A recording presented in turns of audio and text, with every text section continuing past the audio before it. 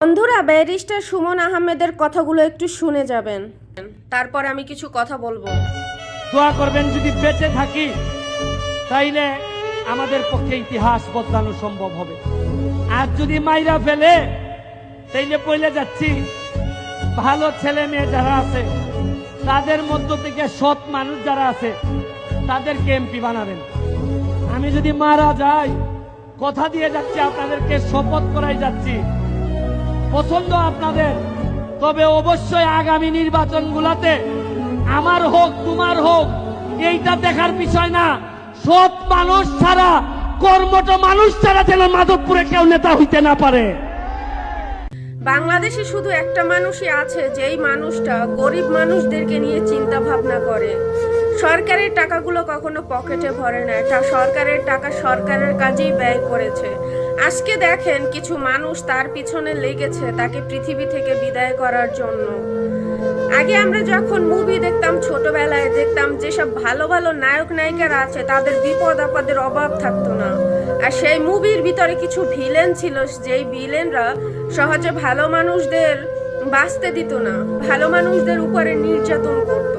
তো আজকে সেই কাহিনীটা কিন্তু বাস্তব হয়ে গেছে। দেখেন, ব্যারিস্টার সুমন আহমেদ, সে এমন কোনো প্রকল্প নাই যেটা না করেছে। সে যখন এমপি ছিল না তখনও কিন্তু মানুষের পাশে দাঁড়িয়েছিল। এখনো বর্তমানে সে এমপি হয়েছে, কিন্তু তার ভিতরে বিন্দু পরিমাণও অহংকার নাই। সে সাধারণ মানুষের সাথে সবসময় ওঠা বসা করে, সাধারণ মানুষকে এতটা ভালোবাসে।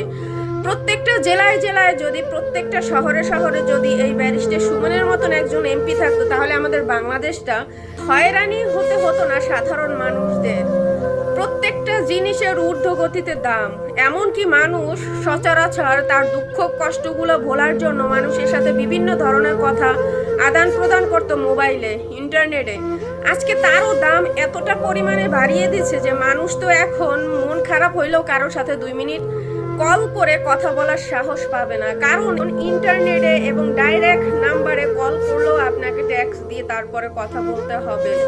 তো সাধারণ মানুষগুলো কোথায় যাবে? তো সাধারণ মানুষের পক্ষ নিয়ে ব্যারিস্টার সুমন আহমেদ লড়াই করে গেছেন।